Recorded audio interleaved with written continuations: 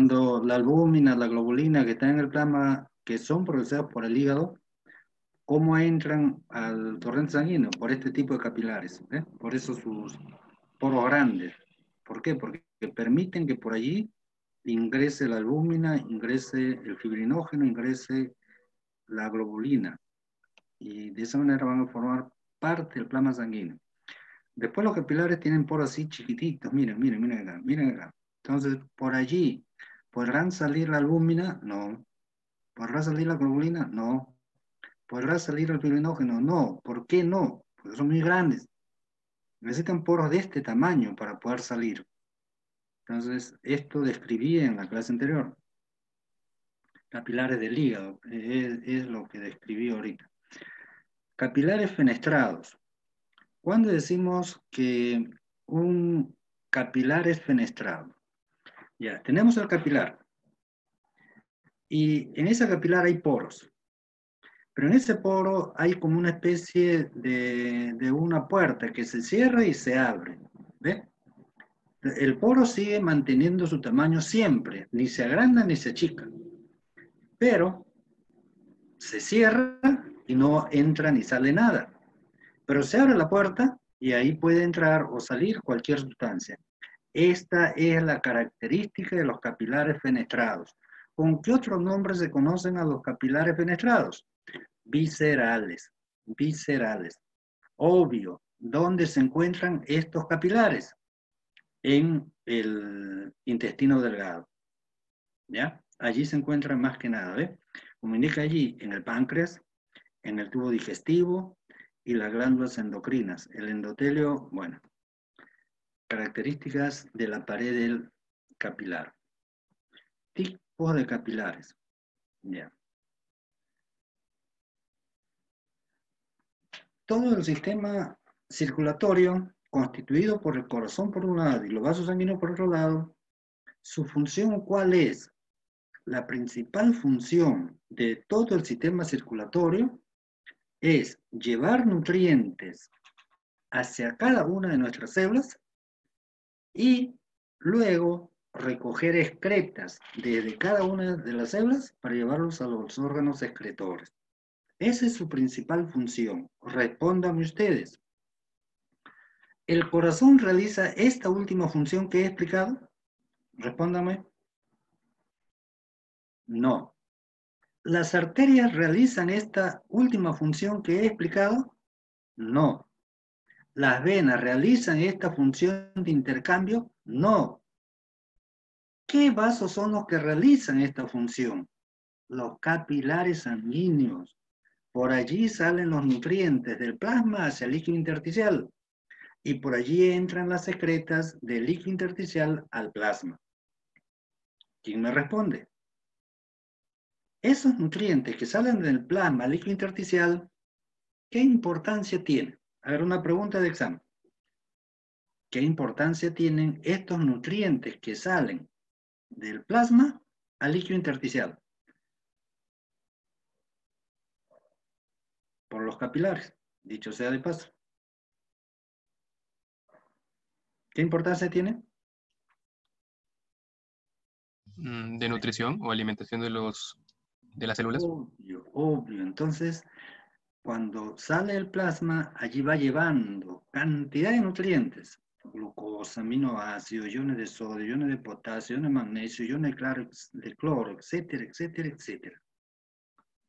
¿Y esos nutrientes quedan en el líquido intersticial? No. De allí, la membrana celular tiene que transportarlos al interior.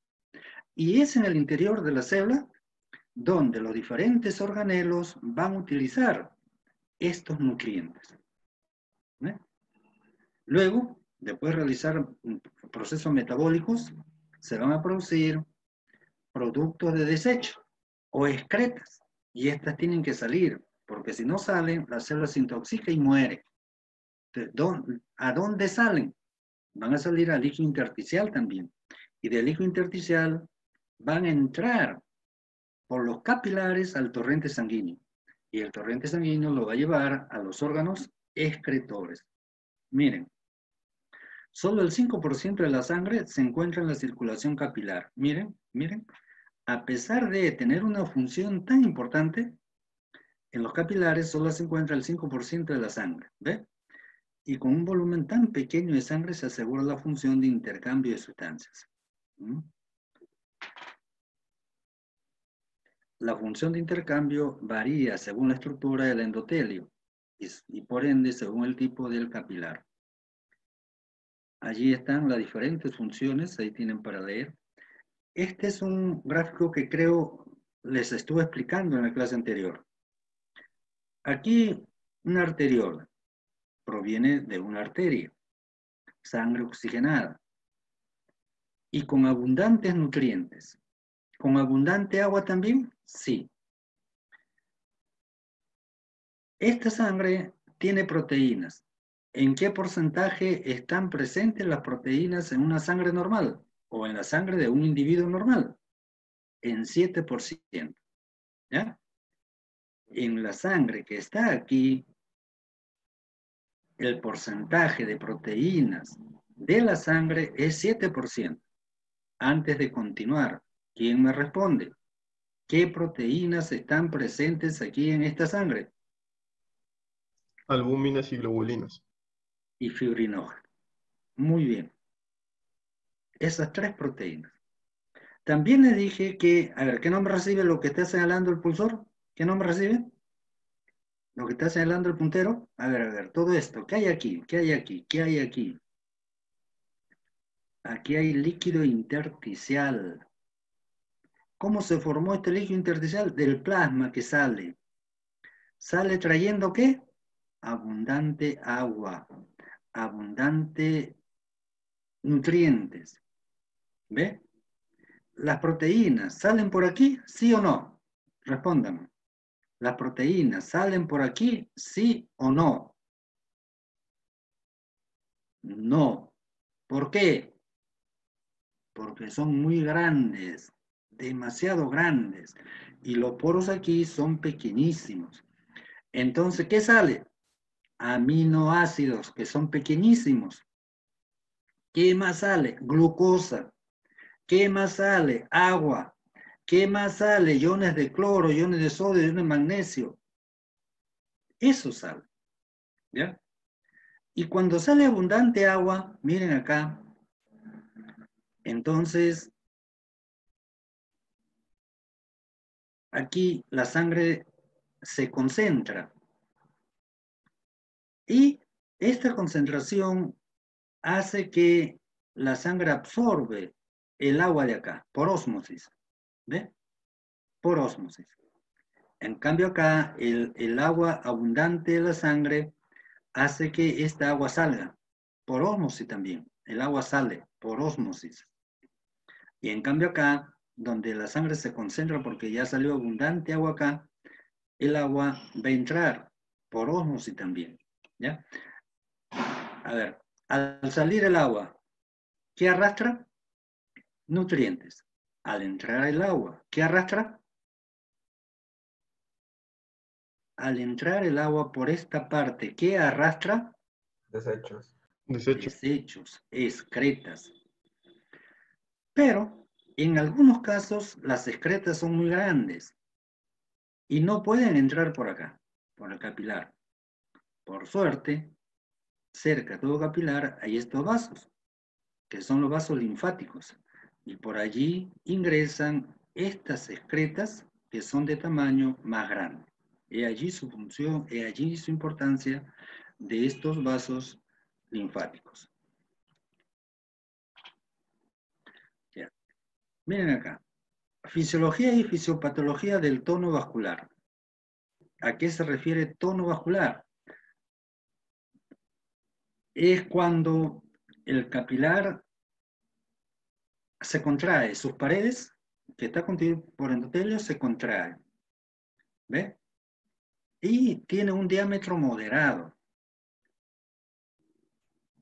Si esta célula endotelial del capilar se contrae, entonces se cierra. Y ahí, respónganme, si se cierra el capilar, ¿hay abundante o escasa cantidad de sangre? Casa. escasa. ¿Ve? Y si más bien esta célula endotelial se relaja, el capilar se agranda, aumenta su diámetro y la cantidad de sangre aumenta. ¿Eh? Entonces, el capilar no está ni contraído totalmente, ni relajado totalmente. Está en una condición intermedia. Esa condición intermedia recibe el nombre de tono vascular. ¿Ya? Entonces, el endotelio sintetiza y libera sustancias vasodilatadoras y vasoconstrictoras. Las vasodilatadoras, su diámetro se agranda. Vasoconstrictoras, su diámetro se reduce, que tienen que ver con el tono y la estructura cardiovasculares. ¿Ya?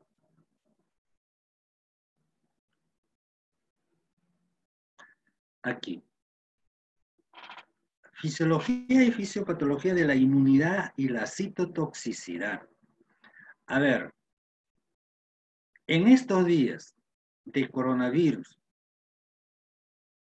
en estos días de cuarentena, ¿escuchan ustedes con mucha frecuencia este término o no? ¿Escuchan ustedes este término constantemente? Sí. Sí. Inmunidad. ¿A qué se refiere? A que el individuo está protegido por sí mismo. El organismo de él tiene la capacidad de eliminar al virus, coronavirus. ¿Por qué? Porque él tiene capacidad de inmunidad. Algo de eso vamos a hablar ahorita, pero ampliamente de repente más adelante. De la relación de las células endoteliales con las células inmunitarias, a ver, ¿han escuchado hablar ustedes de inmunidad? Y aquí hay un término, células inmunitarias. ¿Quién me responde? ¿Alguien de ustedes sabe cuáles son las células inmunitarias? La inmunoglobina. Célula. ¿La inmunoglobulina es una célula? No. No, Los leucocitos. no. Estoy preguntando acá, célula. ¿Cuáles son las células inmunitarias? Obvio. Los leucocitos. Ya, ya. En general, sí, los leucocitos son las células inmunitarias. Pero de una manera específica, ¿cuáles son las células inmunitarias? Las células T. Los linfocitos. Los linfocitos. Y ustedes saben que existen linfocitos B y linfocitos T.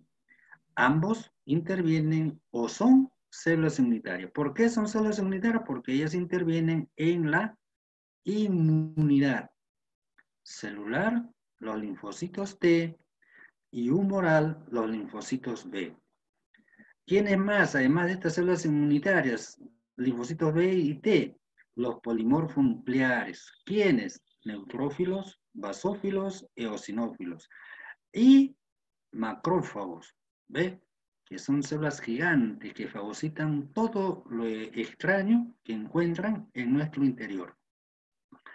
Surge la explicación a patologías sistémicas como las enfermedades del tejido conectivo, la vasculitis y la sepsis. Forma esquemática del endotelio. Participa de la fisiología y fisiopatología de la coagulación y fibrinolisis. A ver, un vaso sanguíneo, que puede ser una arteria, puede ser una vena o que puede ser un capilar. Por X causa, motivo, razón, se rompe. O una partecita de su pared igual se rompe. ¿Qué ocurre si esta pared del vaso sanguíneo se rompe? ¿Qué ocurre? ¿Qué pasa por esta ruptura? ¿Sale sangre o no sale sangre? Sí sale sangre. Y eso se conoce con el nombre de hemorragia. Hemorragia. ¿Qué hace nuestro organismo para detener esa hemorragia? O la sangre fluye y fluye y fluye y sigue saliendo y no para. En algunos casos sucede eso, pero en la mayoría de casos no. Sale un poco y después para. ¿Por qué para y ya no sigue saliendo más sangre? Porque allí donde se produjo la ruptura de ese vaso sanguíneo, se va a formar un coágulo sanguíneo. Y para formarse un coágulo sanguíneo se dan 12 pasos diferentes. Uno de estos pasos, importantísimo, es que aquí, donde se ha producido la ruptura del vaso, se acumulan gran cantidad de plaquetas, gran cantidad de plaquetas. Y sobre las plaquetas es que se va a producir el coágulo. Y el coágulo va a taponar esa parte del capilar o del vaso sanguíneo que ha sufrido ruptura. ¿Ya? Sistemas de transporte celulares que generalmente funcionan a costa de energía metabólica. Difusión.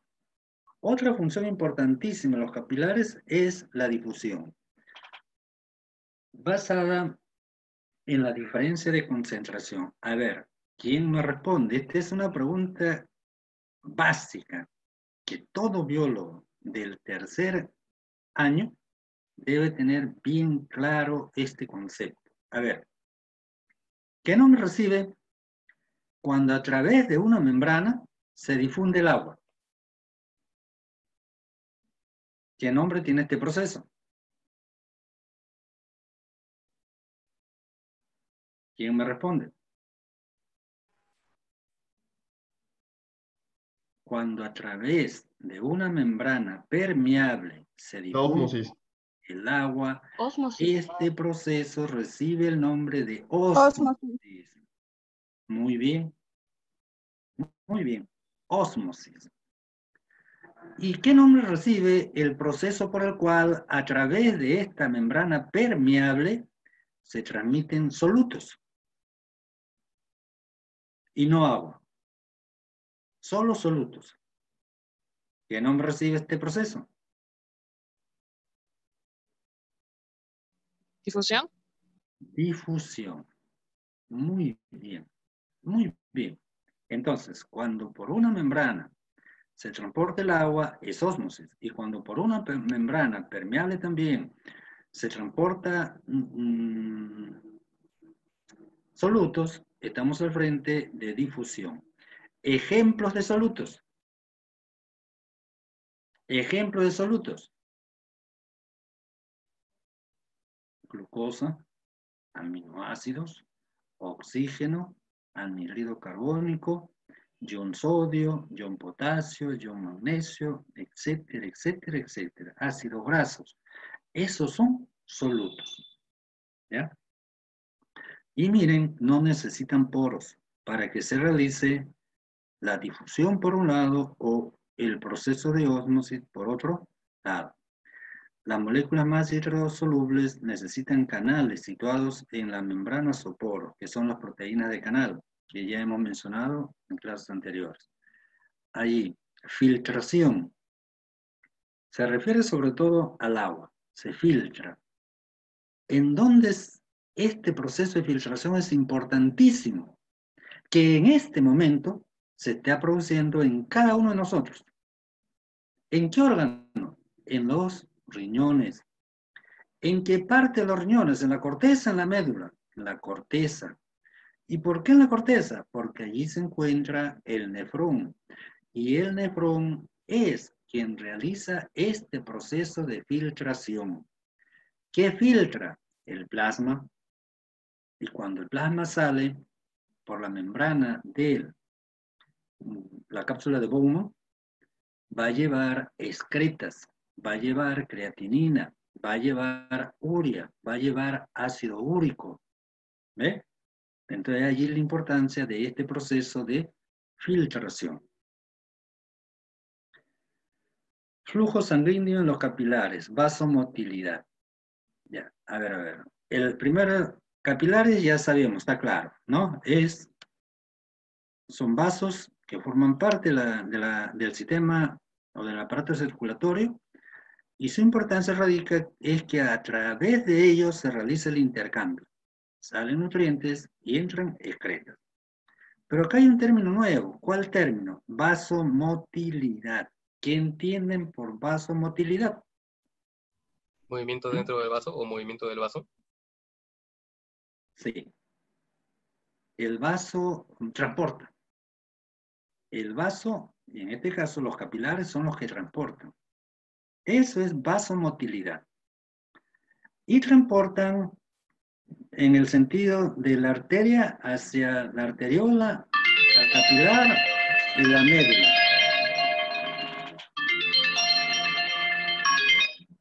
Aló, Natalie. Natalie, estoy en clase, Natalie, llámame a las 6 de la tarde, por favor. ¿Ya? Estoy en clase, llámame a las 6. Ya.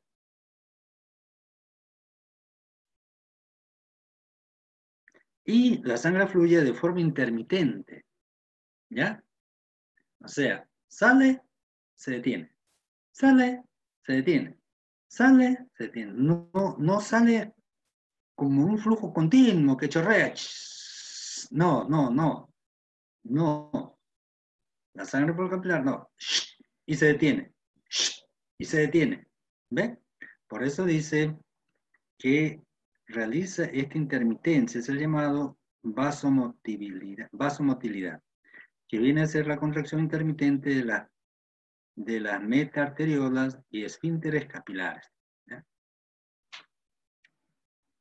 Regulación de la vasomotilidad. Bueno, tienen para ver ustedes. Ya. En uno de los gráficos anteriores hemos visto cómo por la parte anterior del capilar el plasma sale.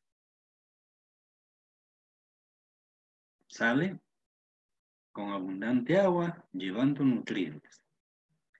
Y por la siguiente parte del capilar, el agua entra, llevando abundantes excretas. Esto les he repetido 100 veces. Ojalá que esté claro en cada uno de ustedes. Pero, ¿por qué sale? Porque hay poros. Uno. Pero también sale porque allí hay una presión osmótica.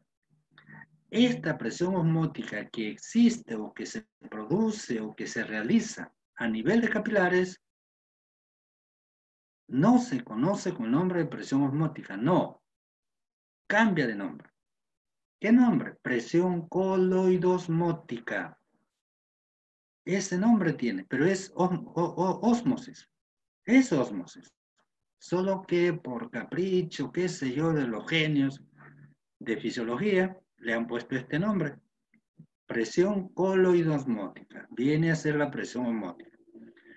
¿Y cuándo hablamos de presión osmótica? ¿Quién me responde?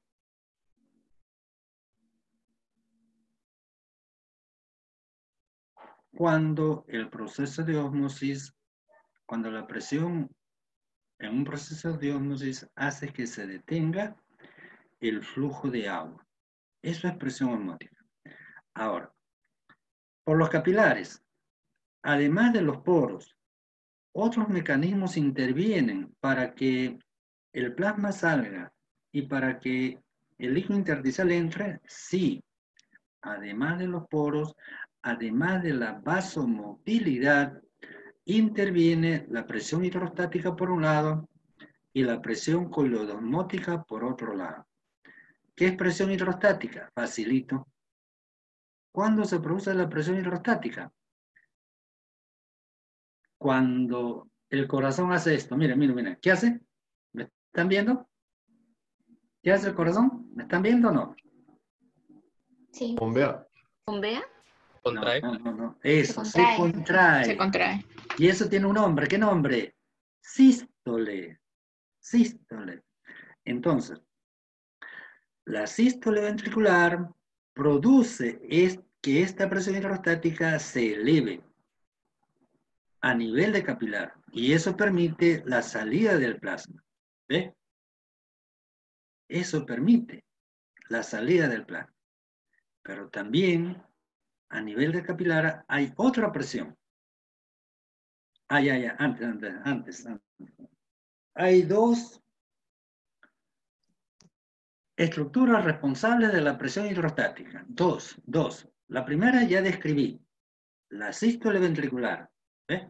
La sístole ventricular hace que la sangre salga con una fuerza terrible, una fuerza enorme, que termina en los capilares. ¿Ve? Esa fuerza llega hasta los capilares. Eso, la sístole ventricular es un responsable. ¿Cuántos responsables son? Dos. Dos. Dos. ¿Cuál es el otro? El otro, Diástole. la célula endotelial del capilar hace esto. Miren, ¿qué hace? Se contrae. Y al contraerse la célula endotelial del capilar, ¿aumenta o no la presión interna? Sí. Y eso también forma parte de presión hidrostática. Entonces, esta presión hidrostática, ¿por qué se produce? Por la sístole ventricular y por la vasoconstricción. Por eso se produce esta presión hidrostática. ¿Eso qué permite? La salida de plasma por el capilar hacia el líquido intersticial. Existe otra presión a nivel del capilar, que se conoce con el nombre de presión coloidosmótica, y ya les mencioné, ya me adelanté. Esta presión es presión osmótica. A ver. ¿En qué porcentaje están las proteínas en el plasma? 7. 2. 7. En el plasma, 7. ¿En qué porcentaje están las proteínas en el líquido intersticial? ¿Quién dijo allí un valor? 2. 2, sin miedo. 2. Entonces, hablando de este soluto, proteína, nada más, solo de este soluto, proteína. Repitan de nuevo. ¿En qué concentración en el plasma? Ya lo dijeron. 7%. 7. ¿En qué concentración en el líquido intersticial? 2%. 2. La concentración del soluto es igual, es diferente entre el plasma y el líquido intersticial. Es diferente. ¿En dónde está en mayor concentración las proteínas? Plasma. En el plasma. En el plasma. Aquí. El plasma es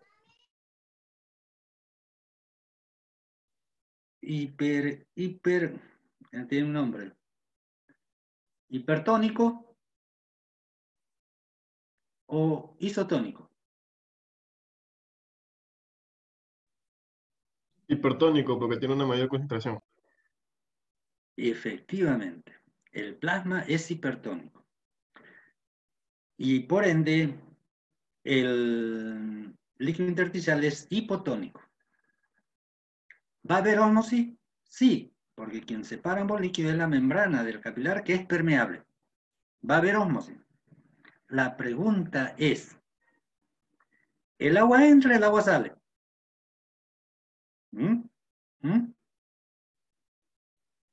El agua entra, el agua sale. Por ósmosis. Entra. No, Entra. Sale. Pónganse de acuerdo. Entra. Por el principio de ósmosis, la sustancia hipertónica siempre atrae el agua, siempre, en todos los casos. Por ende, el agua entra. Por ende, el agua entra. Pero ahora miren, el agua que viene del corazón viene con cantidad de agua. Cantidad de agua. Y esto hace que la concentración disminuya de proteínas. Y quien va a actuar a nivel de los capilares va a ser solo la presión hidrostática. Nada más. Cuando ya sale el agua, ¿Ve? Ahora sí, la sangre se concentra. Y ya a nivel de la vénula, el agua, perdón, la sangre o el plasma ahora sí tiene 7%. ¿Y eso qué va a hacer? Que el plasma absorba agua. Y al absorber el agua, ¿qué entra? ¿Quién me responde? Al producirse esto que estoy explicando, ¿qué se produce? Que el líquido intersticial entre al vaso sanguíneo, ¿llevando qué?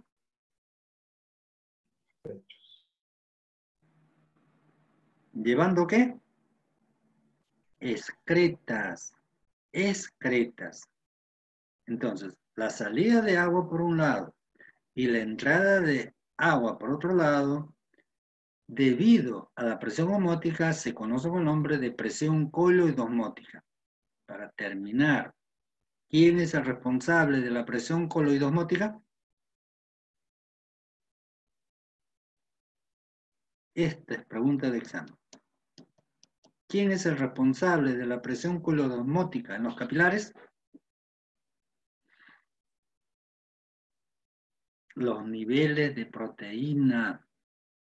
Los niveles de proteína, 7% en el plasma sanguíneo y 2% en el líquido intersticial. Ellos son los responsables de la presión coloidosmótica. Bueno.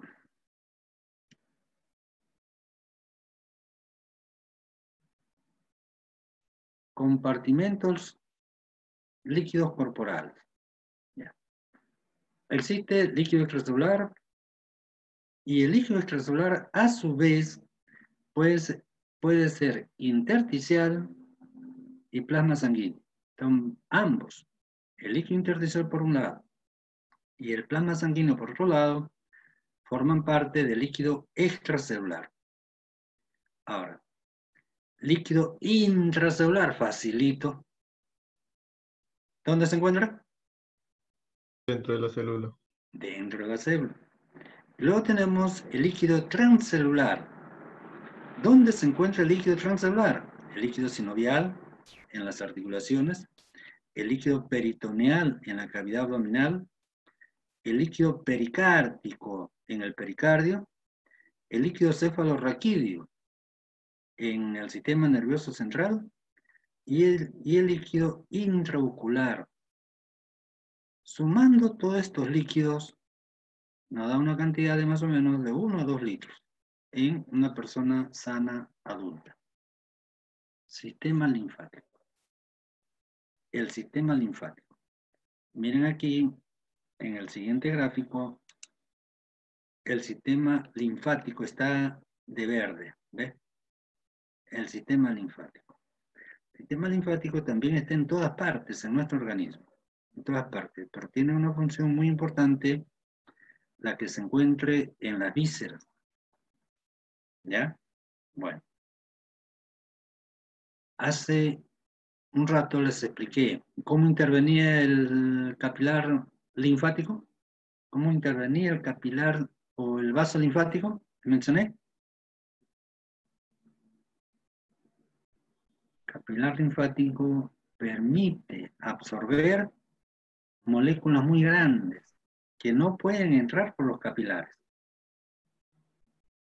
Estas moléculas suelen ser desechos, suelen ser excretas, tienen que eliminarse. Y si no pueden entrar al capilar, entonces ¿cómo se van a eliminar? Para suerte nuestro, siempre cerca de toda célula hay un capilar. Y él es quien se va a encargar de eliminar estas excretas. Miren, aquí se recoge la linfa por los vasos linfáticos. Avanza, avanza, avanza.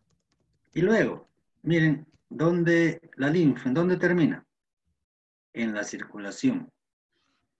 ¿Arterial o venosa? Venosa. Miren el gráfico. ¿Arterial o venosa? Venosa. Venosa. ¿Ve? Entonces, esta es la parte inferior y acá es la parte superior. Igual. ¿Ves? Se recoge y al final esta linfa se incorpora nuevamente a la sangre, porque entra por esta zona, ¿ya? A la circulación venosa. La importancia es esta, señores. La linfa tiene una importancia enorme. ¿Ve? El sistema linfático es una vía accesoria por la que el líquido puede fluir desde los espacios intercelulares a la sangre. Los linfáticos pueden arrastrar proteínas y partículas grandes de los espacios tisulares. Miren esto acá de moradito. Este retorno que se describe acá de la proteína de los espacios intersticiales a la sangre es una función esencial, sin la cual moriríamos a un plazo de 24 horas. Si no se produce este intercambio, ¿ve? El individuo muere en un lapso de 24 horas. De allí la importancia. Este es el sistema linfático en todo nuestro organismo. Miren, está distribuido en todas partes. Está distribuido en todas partes.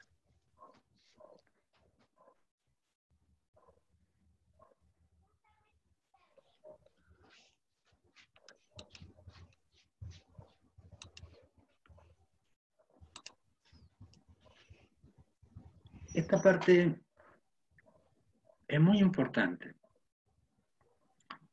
Ustedes saben que todo curso tiene un sílabus. Y miren, a ver, les voy a poner un ejemplo para que ustedes reparen la importancia de un sílabus. ¿Ya? Lo voy a hacer paralelos. Ustedes tienen que investigar. ¿Ya? Hacer como biólogos investigadores. Respondan. ¿Cuál es el primer paso para una investigación? Ya tienen la idea, ya tienen el equipo, ya tienen todo para realizar esa investigación. Voy a investigar tal cosa.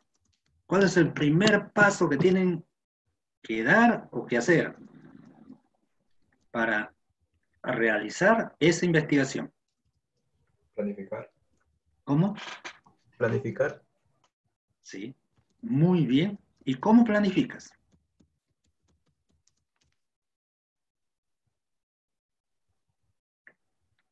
La respuesta es muy buena, planificando, sí, pero ¿cómo planificas?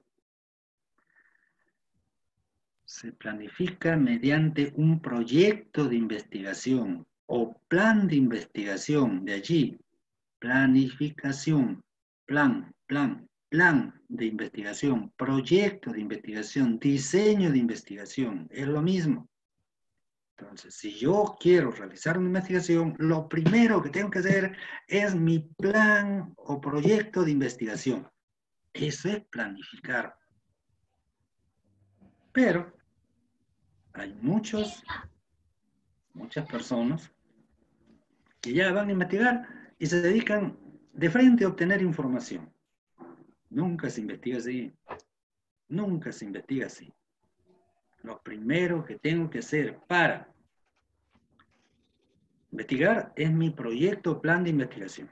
Es igual. Yo tengo mi terreno. Yo tengo dinero. Me voy a construir en ese terreno con mi dinero mi casa. ¿Cuál es el primer paso para construir mi casa? ¿Cuál es? Hacer planos. El plano, el proyecto arquitectónico. Ese es el primer paso. Proyecto arquitectónico. Y allí trazo, yo quiero que tenga esto, que no tenga esto, que el tamaño fuera esto, chiquito, grande. Ahí en el proyecto arquitectónico hago las correcciones, los cambios que yo crea conveniente. Pero una vez que ya, este es aprobado, ya. Una vez que está aprobado ya no se hace ningún cambio. Ninguno. Porque es una cosa seria. Y no se puede estar cambiando cuando mejor me parezca. No. ¿Ya? Entonces.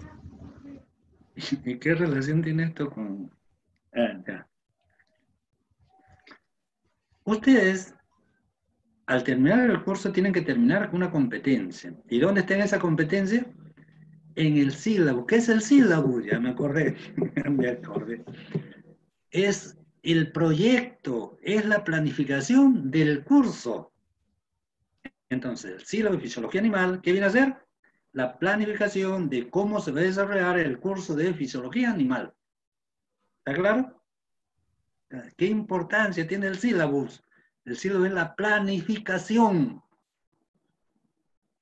Es el proyecto de cómo se va a desarrollar una asignatura X.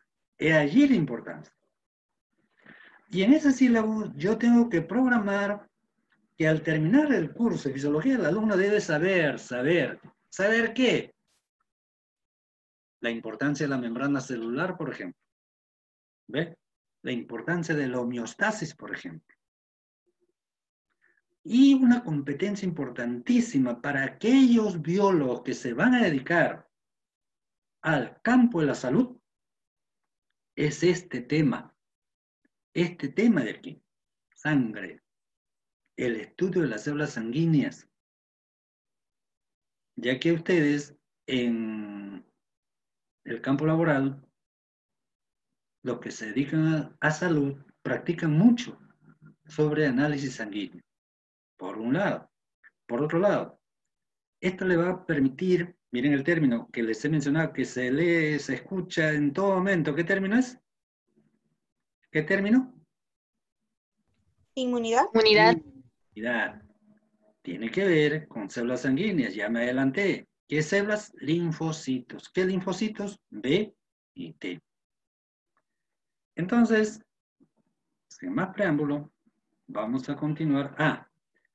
Y entonces, si bien es cierto, las prácticas, cuando se incorpore el profesor contratado, van a ser también virtuales, pero necesariamente esta práctica, esta de aquí, tiene que ser presencial, sí o sí. Esta práctica tiene que ser presencial. Por ningún motivo, causa o razón, acepto que la práctica de esta clase sea virtual. Por suerte, en la mañana, toda la mañana, estuve en nuestras nuevas instalaciones. Es un gozo, es una satisfacción muy grande estar dentro de esas instalaciones.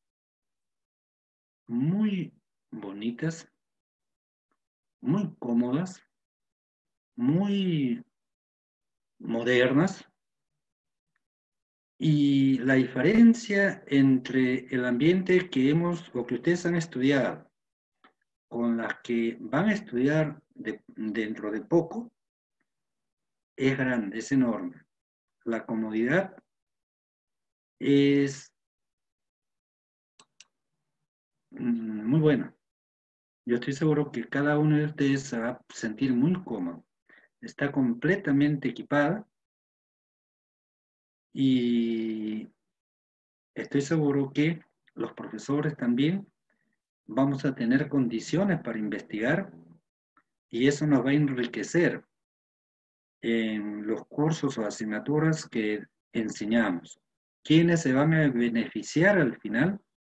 Los estudiantes. Me he sentido bastante gozoso, por usar un término, de estar en las instalaciones nuevas que ya nos las están entregando prácticamente. A la universidad primero, y luego la universidad al decano de la facultad. ¿Ya? Entonces, el otro ciclo, creo, sin temor a equivocarme, que ustedes van a desarrollar las clases del siguiente ciclo en nuestro flamante local.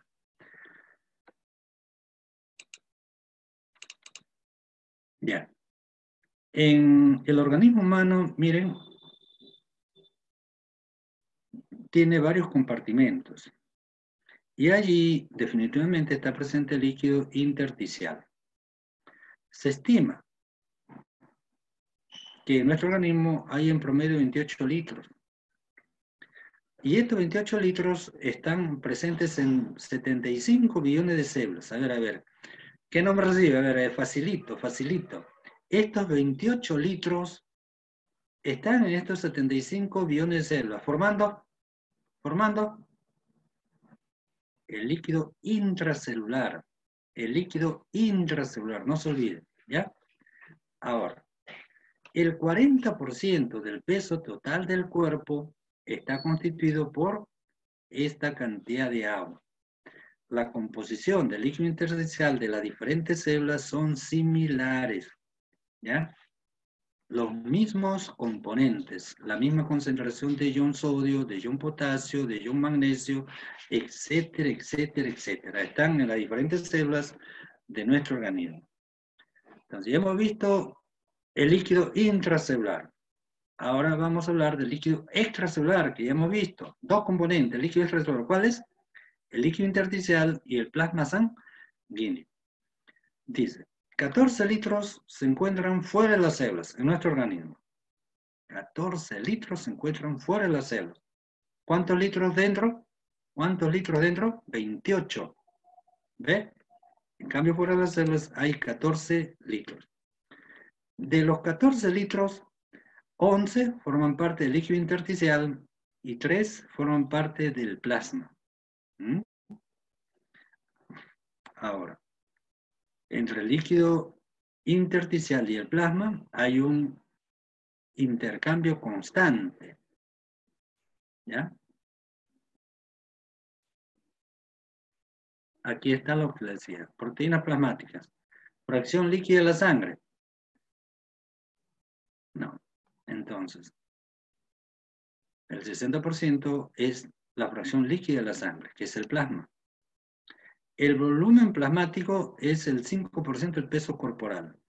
Si Juan pesa 70 kilos de peso vivo, ¿cuánto tiene de plasma? El 5%. ¿Cuánto sería el 5% de 70? 3.5. 3,5 litros o kilos, que es lo mismo. Entonces, el plasma está constituido por agua, electrolitos, metabolitos, nutrientes, proteínas, hormonas. Esta es una foto excelente, es una microfotografía electrónica de eritrocitos. Profesor, No se puede no se ver. puede ver las diapositivas. Siguen anteriores. Hemos quedado en el sistema linfático. ¿Por qué no me avisa? Hemos compartido, pues. A ver, vamos a ver. Ahora, ¿cómo es?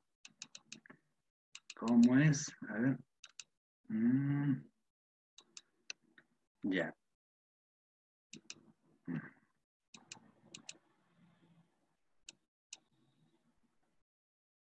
Ahora sí. Ya.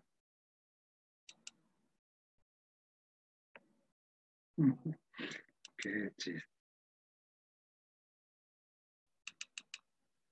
¿Ahora sí? Sí, ahora sí. Avisan por ustedes. Es una foto magnífica.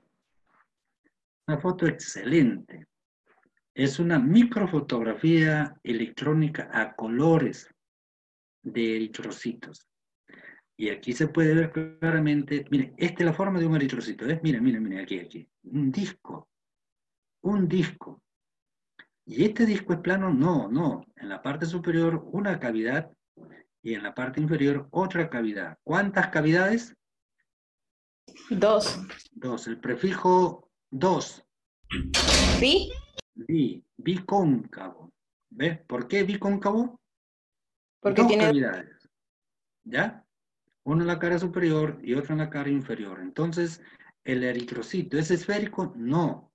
El eritrocito es un disco con 2 cavidades. Esa es la característica morfológica del eritrocito. ¿Tiene núcleo? No. En el interior no tiene núcleo. Entonces, en este capítulo vamos a estudiar eritrocitos, anemia y policitemia. Otra microfotografía electrónica de sangre ya, no solo eritrocitos. Y en la sangre aquí, miren, eritrocitos, aquí linfocitos, aquí eosinófilos y aquí plaquetas. ¿Ya? Entonces, en este capítulo vamos a estudiar células sanguíneas, células del sistema de macrófagos y los linfocitos. glóbulos rojos. Eritrocitos, ¿con qué otro nombre se conocen los eritrocitos? Glóbulos rojos o hematíes. Cualquier nombre es válido, glóbulos rojos, eritrocitos o hematíes. Tiene varias funciones, varias. De repente, la más importante es transportar hemoglobina. ¿Y qué importancia tiene el que transporte hemoglobina? En que la hemoglobina transporta oxígeno desde los pulmones a los tejidos. Entonces, para que el eritrocito pueda transportar oxígeno, tiene que tener en su interior, sí o sí, hemoglobina. Si no tiene hemoglobina, no va a poder transportar oxígeno. Si la hemoglobina libre en el plasma, en 3%, ya. ¿Por qué la hemoglobina tiene que estar encerrada dentro del eritrocito? ¿Por qué? Porque si estuviera libre en el plasma, basta que alcance niveles de un 3% para que ya empiece a filtrarse a través de los riñones y se pierda. ¿Podemos darnos el lujo de proteger hemoglobina? No, no. ¿Y saben por qué no? Porque en la hemoglobina está el fierro. Y el fierro es escasísimo en los alimentos. El fierro es difícil de absorber. Entonces, el escaso fierro que hay en nuestros alimentos, debemos conservarlo, debemos mantenerlos y no perderlos. Y para nuestro organismo, que es tan sabio, nuestro organismo es una maravilla. El organismo humano es una maravilla. ¿Qué ha hecho nuestro organismo para no perder fierro? Ah, lo tiene encapsulado. ¿Dónde lo tiene encapsulado? Dentro de los eritrocitos rojos. O dentro de los eritrocitos simplemente. Allí los tiene. ¿Ya? Entonces, los eritrocitos producen una enzima, la anhidrasa carbónica. Entonces, ya tenemos dos funciones de los eritrocitos. La primera, transportar oxígeno a través de la hemoglobina. Segundo, producir anhidrasa carbónica. Esta anhidrasa carbónica tiene una importancia enorme. A ver.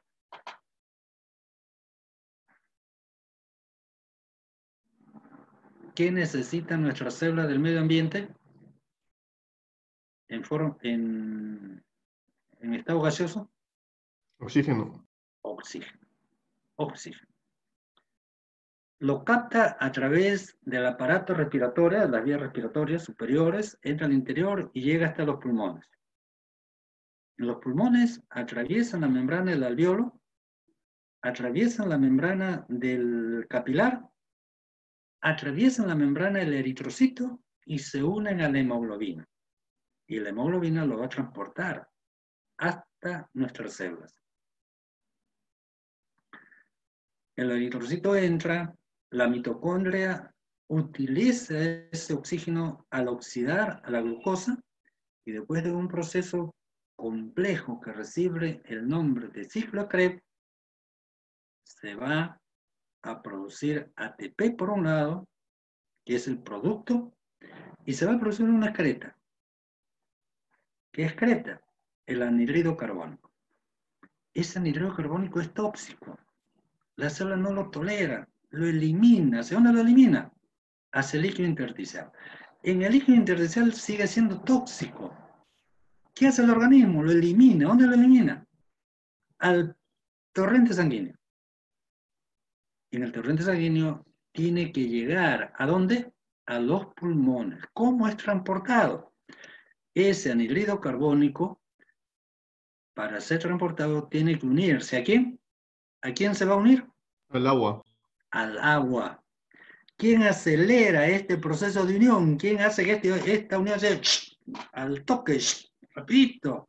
¿Quién acelera esta reacción de que el anhídrido carbónico se une al agua? La anhidrasa carbónica. Esa es su función. ¿Ve? Y de esta manera, ¿qué se forma? El ion bicarbonato. Es este de acá. Y en esta forma, el anhídrido carbónico es transportado hasta los alvéolos, desde los tejidos hasta los alvéolos. Y cuando llega al alvéolo, se produce esto. Miren, miren, miren. ¿Qué se produce? ¿Qué se produce? ¿Ve? Y acá está el anhidrido. Cuando llega al alveolo se produce esto. ¿Qué se produce? No, pues Se digrega. Exacto, se degrada. ¿En qué se degrada? Agua. En agua y dióxido de carbono. Exacto. Y el dióxido de carbono pasa. ¿Dónde pasó? Al alveolo. Y del alveolo va a salir por las vías respiratorias hacia el exterior. Y de esa manera es eliminada esta excreta celular que es gaseosa. Es allí la importancia, es allí la función de la anhidrasa carbónica. ¿Cuál? Que acelera la reacción química donde el anhídrido carbónico se une al agua para formar el ion bicarbonato. Y es en esta forma de ion bicarbonato en que el anhídrido carbónico va a viajar desde los tejidos hasta los pulmones. ¿Sale? Para ser eliminado al exterior. Otra función del eritrocito es que es un excelente amortiguador ácido básico, es decir, forma parte del sistema buffer. Hay numerosos procesos metabólicos que hacen que el pH, que debe ser neutro, siempre cambie. En algunos casos cambia, se eleva, entonces se vuelve básico. Podemos, si se vuelve básico, ¿se mantiene la homeostasis o se perdió? Se pierde. Se pierde. ¿Podemos vivir sin homeostasis? No, no. Por suerte tenemos los eritrocitos que hacen que ese pH alcalino baje. ¿A qué niveles? Normales. ¿Cuál es el pH normal? 7.1. 7.2 máximo, no más. Y en otros procesos determina que la sustancia producida, liberada, hace que el pH líquido intersticial baje. Y si baja, es ácido, es básico. Ácido. Baja de 7. Ácido. Es ácido. ¿Se puede vivir con un pH ácido? No. ¿Por qué no? Esa es pregunta de examen. ¿Por qué no? ¿Se puede vivir con un pH en el líquido intersticial ácido? No se puede. ¿Por qué no? Porque se rompe la Porque homeostasis. se perdió la homeostasis, se perdió la homeostasis. No podemos vivir sin homeostasis. Esa es la respuesta.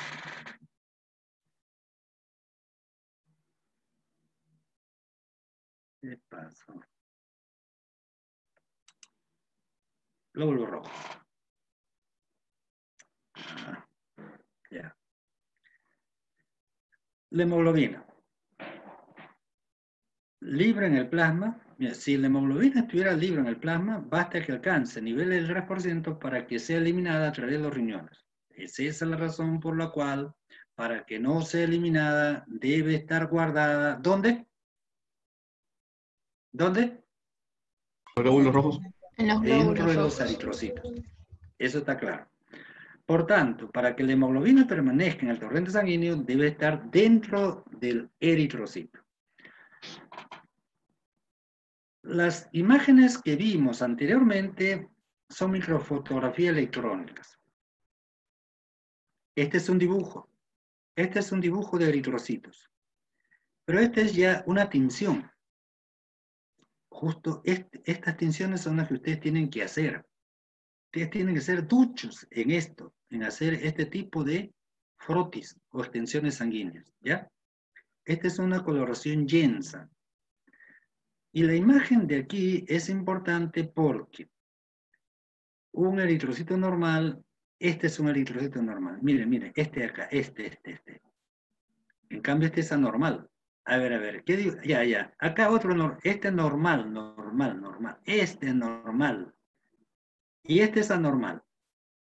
Díganme ustedes en qué radica la diferencia entre este que es anormal y este que es normal. A ver, ¿en qué radica esa la diferencia? ¿Quién me da una respuesta? ¿En qué radica la diferencia entre este que es anormal y este que es normal? ¿En que sus cavidades son más grandes? ¿En quién? ¿En que sus cavidades son más grandes? ¿En quién? ¿En los En dos? En el anormal. ¡Ay, COVID!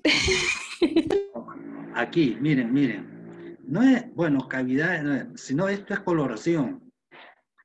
¿Qué indica esta coloración transparente amplia?